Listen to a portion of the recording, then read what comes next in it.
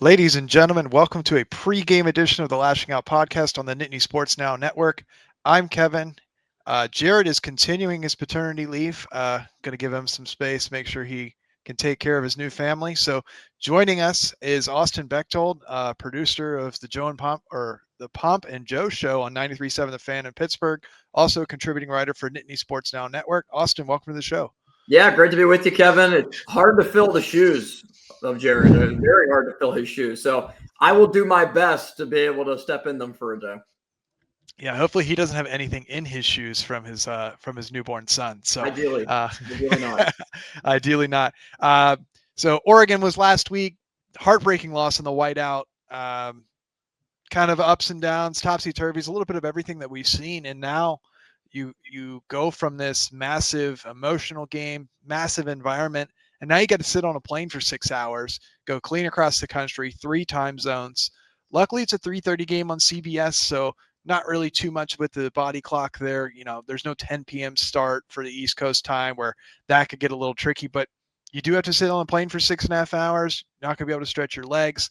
UCLA is in turmoil, but just some things to watch. The game is favored big, but just kind of looking at, what are they big talk this week in the press conference about making changes on offense, right? Can they make enough? And is the coaching staff even willing to make those changes? Now, it's only going to be a week. I'm not expecting to see a lot, but how do you see the offense playing out this week? Yeah, to go from 111,000 stunned people at the end of double overtime to, 35,000, if that, at UCLA, and it might be half Penn State fans in a very empty Rose Bowl, it is going to be a lot different of an environment. I've talked to a lot of people this week that it's a concern of whether Drew Aller fits Andy Kotelnicki's system and scheme, and Franklin addressed that today after practice. And he said, one thing that I found was fascinating is he said last year he didn't really think so, but this year they've done some good things. I don't really know what else has changed other than not having the option of the Bo Prabula package, and they still run the Wildcat formation in inopportune times, like when they were driving late in the game and they decide to run it, a false start penalty. Sure, they end up scoring, but that could have ultimately slowed down the drive. The offense can't consistently run the ball. Like Katron Allen's done a good job. Singleton, yes, has 5 touchdowns. That's supposed to be how they control games, how they win games. I do want to see them unleash Aller a little bit more. Maybe against UCLA, they feel more comfortable doing it. But that's probably one of the problems that they have, Kevin, is that I don't know if they have enough faith in Aller to be able to give him the ball and say, all right, go win us the game. Because seemingly the way that they operate on offense, they were very timid in the first half and had 109 total yards of offense through the first 3 quarters. That's why they lost the game. Yeah, and I think, we want them to use the middle of the field more because with Tyler Warren, you got to attack the seams. You got to attack right behind the linebackers. But then I think it was first play of the game, or at least the first pass of the game, they try to get Aller going on a short tight end route. He has a tendency to throw those balls at a downward angle. Even though he's 6'5", when you throw them from a downward angle, it makes it easier to tip. The first ball gets deflected, so his first pass of the game goes incomplete. And maybe that has reservations there, or that instills some reservations in the coaching staff. I was encouraged early in James Franklin's Monday press conference where he said, we are open to changes. We are obviously going to look at things that we've done well, things that we've not done well. I really think they need to go look at, the Syracuse offense for how did Syracuse use Trevor Pena? Kyron Hudson, limited usage at USC, but what makes him successful? Devontae Ross, what made him successful? And I think just stockpile some of those plays, and it's not unheard of to go watch film, but just go watch film of other people and go to find that. So I was really encouraged, we're going to do what we can. And how much can you do in 6 days? Not a lot. But then later in his show or in the press conference, he goes, yeah, I really think Drew Aller needs to run the ball more. And I'm just like, man, this is no, you miss the entire point of this, is that it's not that Drew is necessarily playing bad.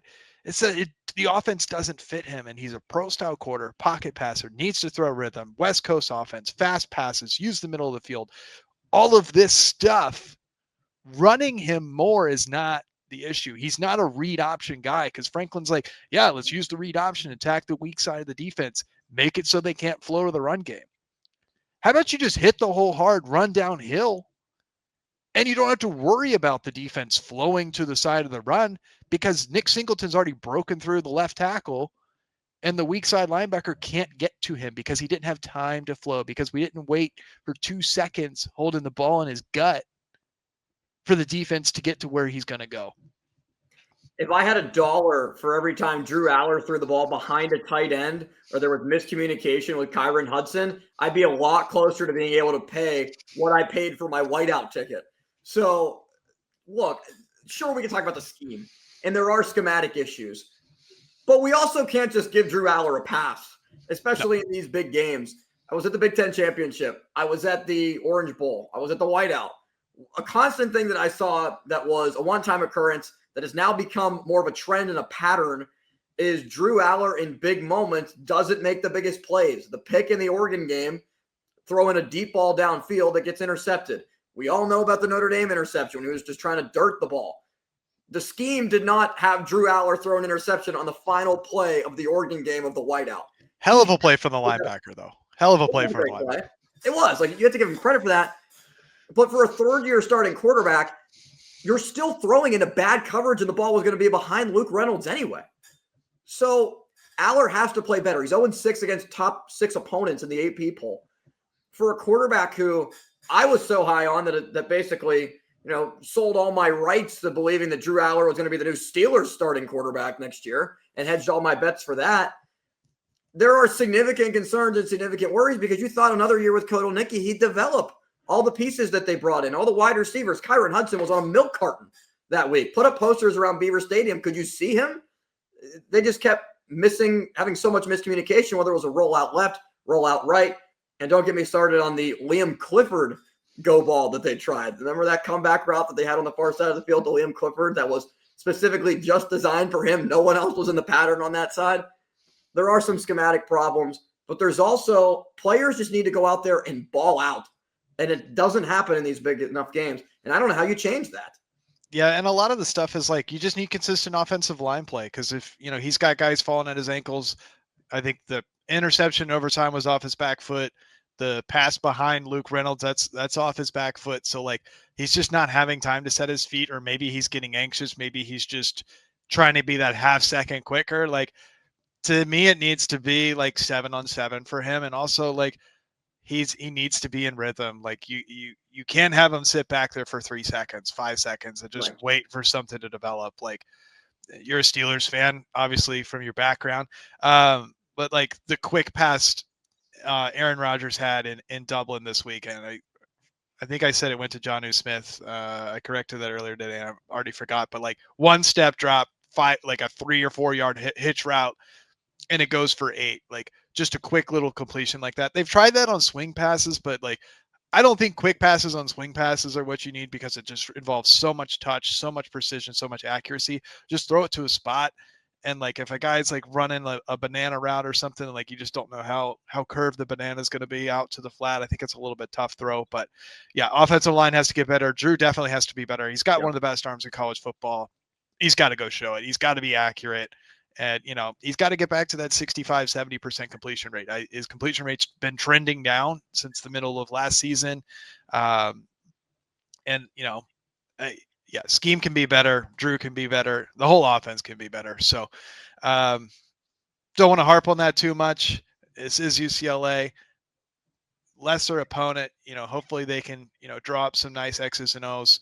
Maybe install 1 or 2 different pass patterns, different route concepts. Don't run everything to the boundary. We saw, and I did this after the Villanova game, is there was just a screenshot on Fox that I took a picture of, but like Drew missed the clearly open route. Like, they forced it to the side, to the sideline on Khalil Dinkins, went incomplete on 3rd down.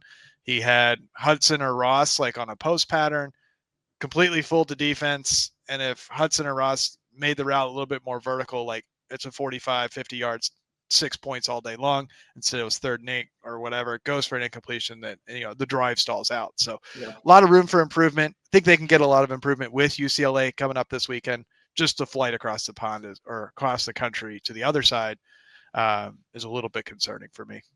Yeah, one thing that I saw a stat was going around, I think it was Tyler Donahue and Landon Tangwell put it out there, that in 20 games coaching Drew Aller, Andy Kotelnicki has put together the offense where Aller has only had 250 yards passing twice. Yeah, and you have to wonder 250 yards like that. Yeah, you have to wonder if that's a trust issue or not. Austin's been a little bit of technical difficulties. We're going to get that sorted out, and we'll talk some defense when we come back from this break of the Lashing Out Podcast on the Nittany Sports Now Network. Welcome back to the second segment of Lashing Out Podcast on the Nittany Sports Now Network. He's Austin. I'm Kevin. Hit offense hard on the first segment. It's time for the other side of the ball. Big news breaks today. Likely rumors on the street is that Tony Rojas tore his ACL. It's been described as a longer-term injury. Usually when Franklin uses that terminology, that means season ending.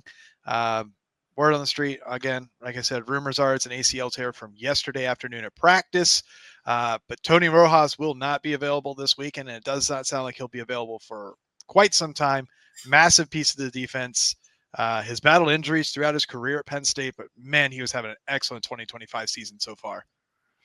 Yeah, just awful. Awful for Rojas, awful for the defense. I mean, he's really somebody who in this year you thought could really take a huge jump and potentially even position himself to go on to the NFL draft if he decided not to come back and be a solid day 2 pick, even maybe an early day 3 pick. What does it mean? Amari Campbell has to step up. We're going to see more Dom DeLuca. Do they greenlight Specca? Do they greenlight Task, I should say? And how much more does Anthony Specca end up playing at middle linebacker? We saw him a good bit in blue-white, and he talked after the game as well that he's more so the next guy up. And this is also where Penn State missed his Tamir Robinson, a Pittsburgh native, went to Brashear High School, that ended up transferring to USC. He was looking for more of an opportunity with Campbell coming in. They did not expect that this ultimately would happen with Robinson.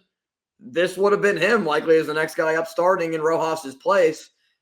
It hurts the defense. There's no denying that. It just puts more pressure on Zakee Wheatley, King Mack, and really I think the back end to make those tackles to really save touchdowns that Tony Rojas had. But you don't have the athleticism of Tony Rojas around the line of scrimmage, which is really going to hurt them. Yeah, I mean, 230-pound linebacker capable of mid 4.3s and the 40. Like, it's just a genetic freak that's an athletic freak. And I think Landon Tangwell had a 24% missed tackle rate last year, and he cut that down to 8% this year. Yeah, so, huge. really made a lot of strides. I think last year his shoulder was – he still plays with that shoulder strap and the brace thing that he wears, but got that cleaned up over the offseason, we think. And so that, that might have been hindering him a little bit last year, but to come back healthy, get the shoulder fixed, finally able to be Tony Rojas, that hurts. Takari Nelson, Keon Wiley, Alex Tash looked good. I think it was Villanova when he got in late and just stuffed somebody on 4th down. Like, excellent play from him. Does Stick City return? Does LeVar Arrington Jr. get a shot? True freshman, didn't get any playing time in the first 3 games of the season. So red shirt's well intact if they want it. But, maybe is he even remotely ready for that? But, he's a guy that has the frame to be that kind of athletic outside linebacker.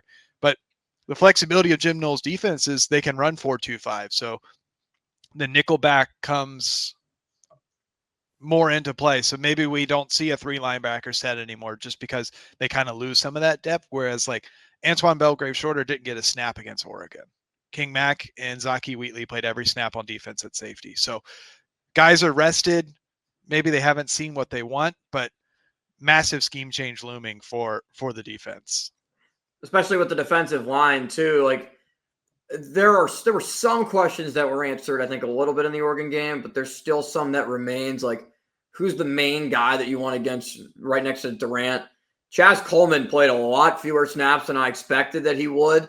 I don't know if that was them kind of thinking, was the freshman ready for the moment? But I would have liked to at least see him play. What, he played 9 snaps in that game? I would have liked to have seen him play some more to be able to determine that, to be able to know.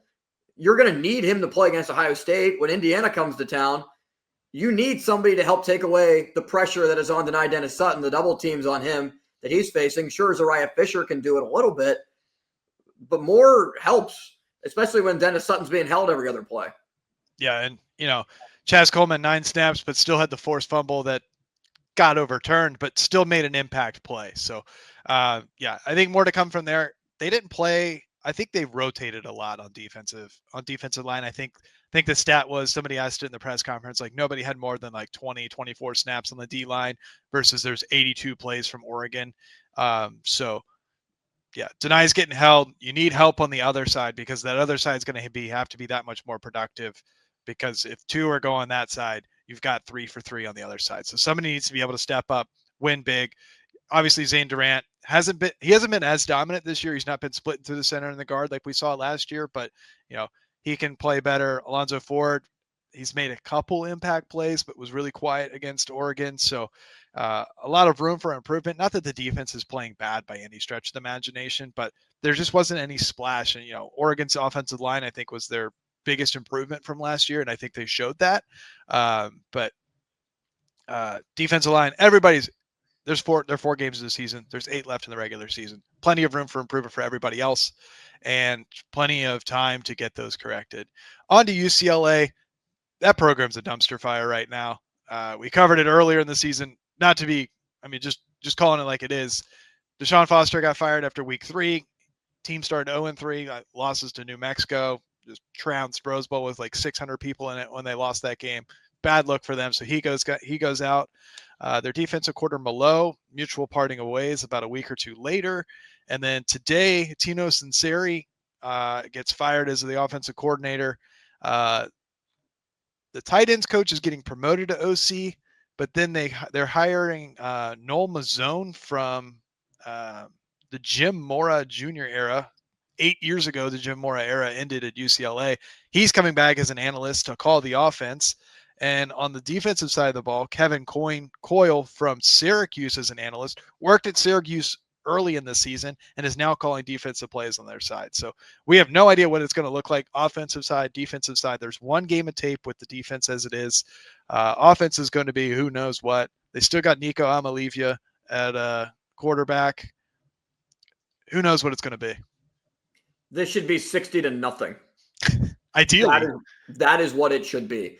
This should be Penn State just wanting to go out there and just completely submit its will against UCLA. Go out, put out a dominant performance, sling the ball around the yard like it is a 7-on-7, like you mentioned. Go out there, build some confidence. Basically treat this as if, don't treat it as if it's an FCS opponent, obviously. It's a conference game. But go out there and just try to, put belt to you-know-what and prove to the country that, yeah, of course, they always beat teams like this and struggling programs and the games they're supposed to win, but they're 25.5-point favorites. They haven't covered once this year. I know that's not a big deal, but ultimately, I would be much more pleased and much more assured, even though it is just UCLA, if they go out there and just crush it offensively and don't allow much of anything defensively. It would make a lot of people feel better about the state of the program. Yeah, you just need to go out and, like you said, smack them in the mouth. They scored 40 twice this year. Nevada and Villanova didn't hit 40 against FIU. Probably should have. This is a game where they need to go out and put up 40.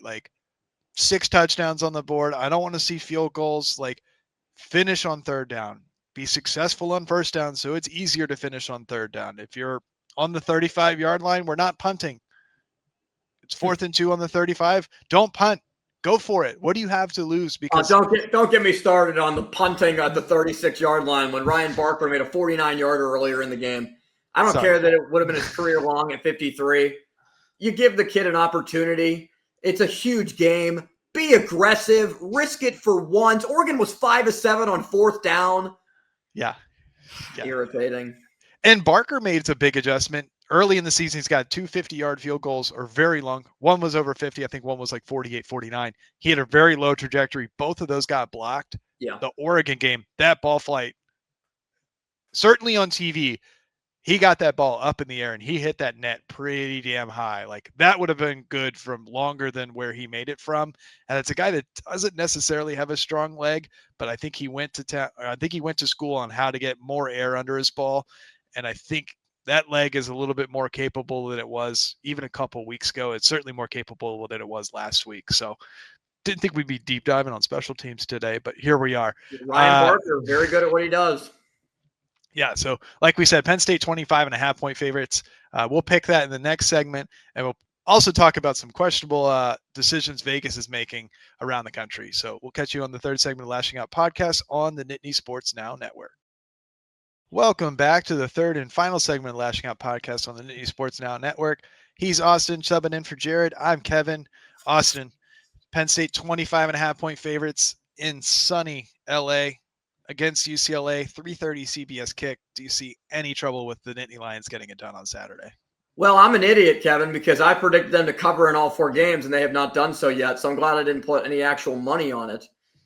But I do think that this game, 25.5, is probably too low of a number with all the turmoil at UCLA, even with a quarterback of high profile that Nico, I'm leaving from Tennessee and going to UCLA has.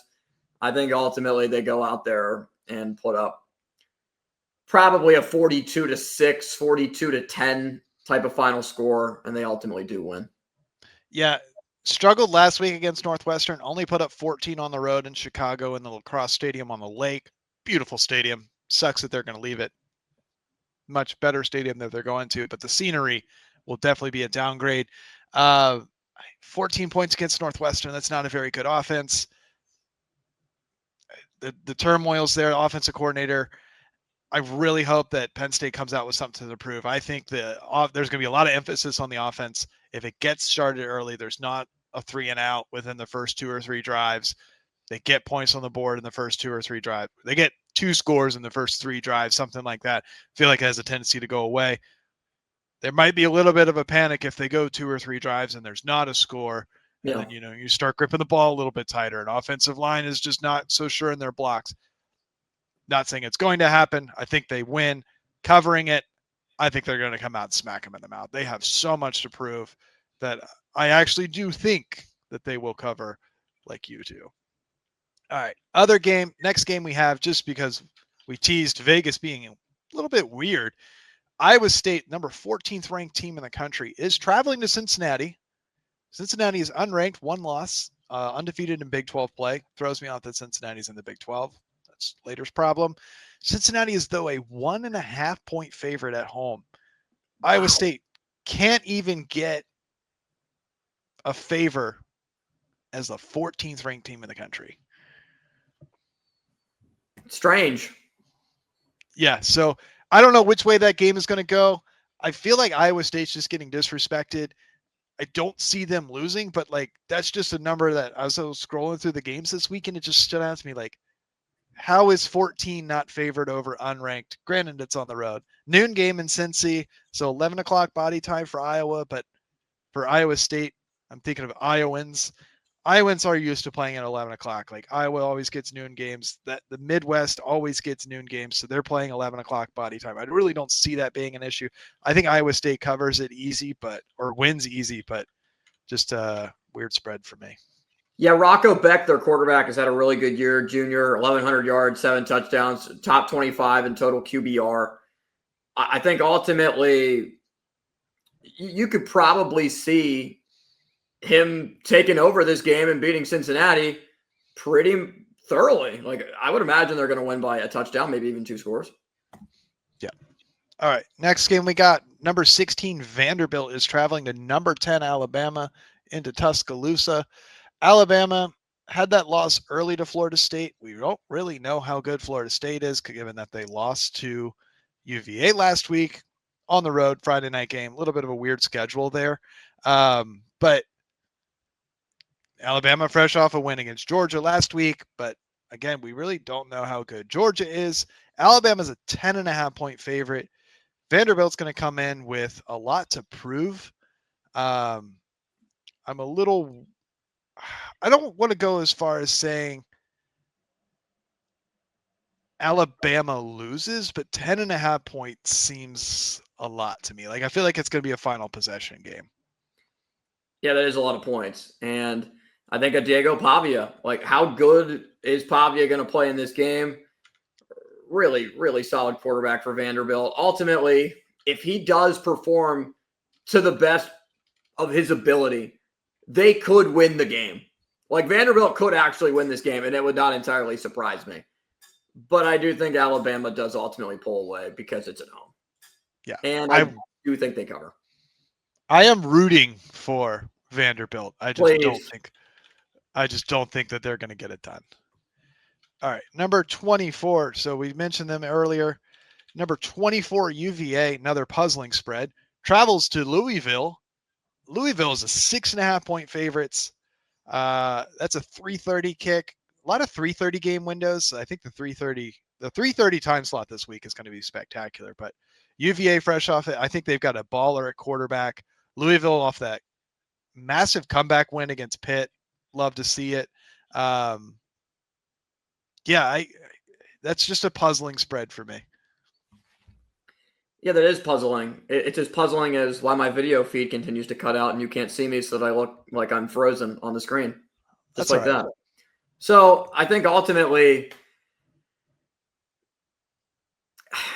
this will probably be like a field goal game. And you see, it's a pretty decent matchup.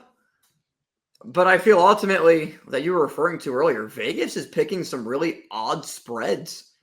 Like there's some oddities that are thrown out there in the matchups this week. And especially with it being a 3:30 game, typically that's sometimes the best window of games that you get. Like, Penn State in the 3:30 window this week maybe doesn't present that argument, some basis behind it. But I think ultimately it's a field goal game and an exciting one at that. Miller Moss has thrown 3 touchdowns, gets booed out of USC. He's thrown 3 interceptions. He's played Eastern Kentucky, James Madison, Bowling Green, and then at Pitt. Did he throw a pick at Pitt? Dude, 1 pick at Pitt. So I don't know. And I think Chandler Morris? Yeah, Chandler Morris at UVA, really experienced guy. I think UVA, this is their year just to burst onto the scene. They've got to be riding high from Florida State. I think if they can control that emotion and focus it towards winning this game, I think they get it done. And I think that could be a really exciting game to watch. Very, very surprising team this year, UVA. Very. Yeah. I mean, Louisville has been improved from years past. I mean, last year, Tyler Shuck, they were pretty solid. But I cannot believe the turnaround that Virginia has had. Like, the ACC is stronger than a lot of people thought it was going to be, even with Clemson down at the start of the year. Yeah, and I think Clemson will stay down. I don't think that's coming back. But yeah, the ACC is a little weird, and I don't want to say there's a lot of teams at the top. I think there's a lot of high tier 2 teams, and that tier 2 is going to get crowded, and maybe even Miami falls back into that tier 2. Maybe Florida State bursts into that tier 1. That is yet to be seen.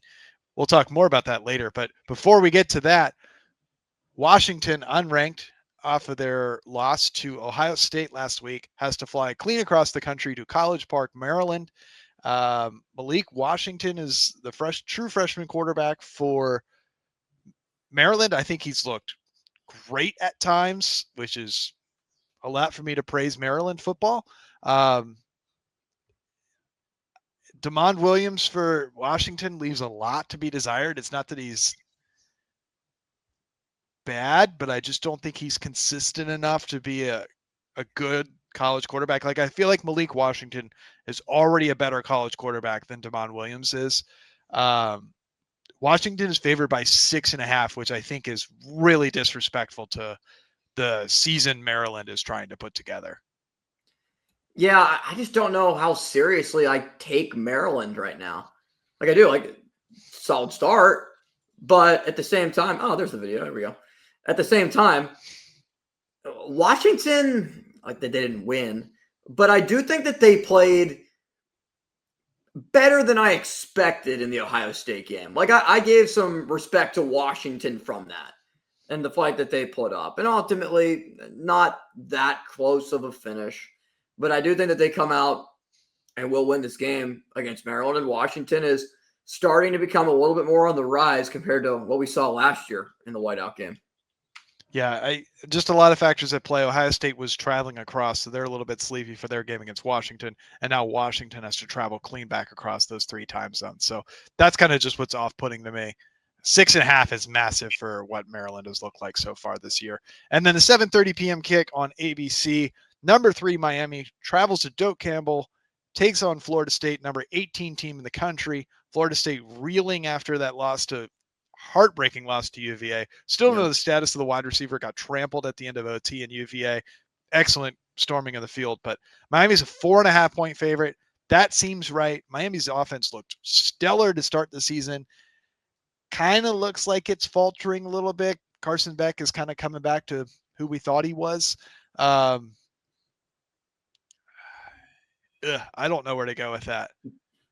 Yeah, the problem is I hate both programs, like extreme disdain for both Miami and Florida State. That like if they both lost in the same game, I'd be in hog heaven.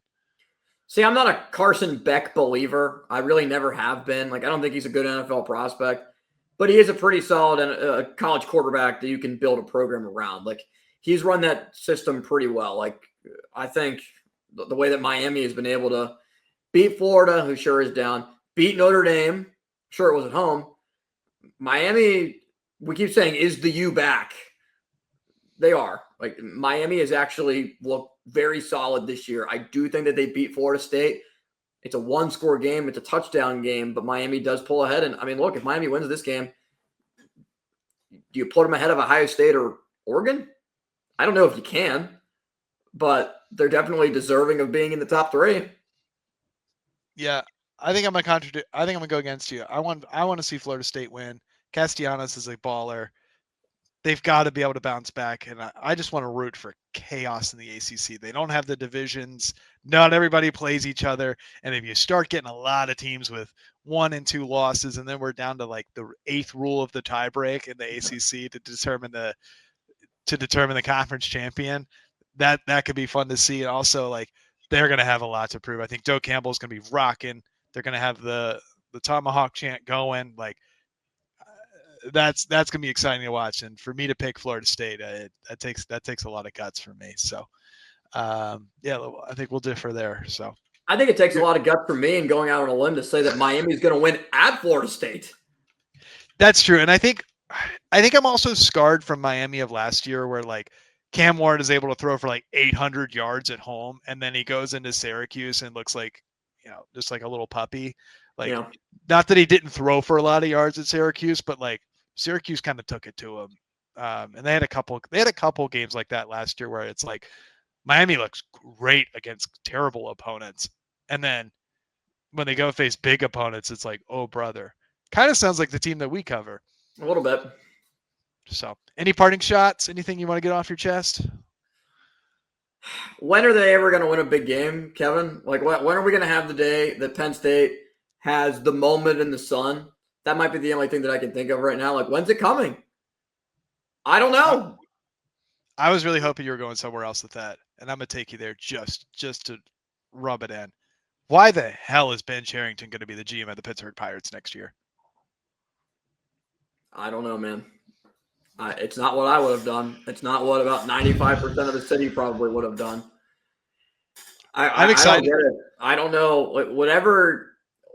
Whatever good debate sense that Ben Cherington has and whatever he's selling the owner of the team, I would love to know what it is because he should win an award for best salesman of the year for why he should have kept his job.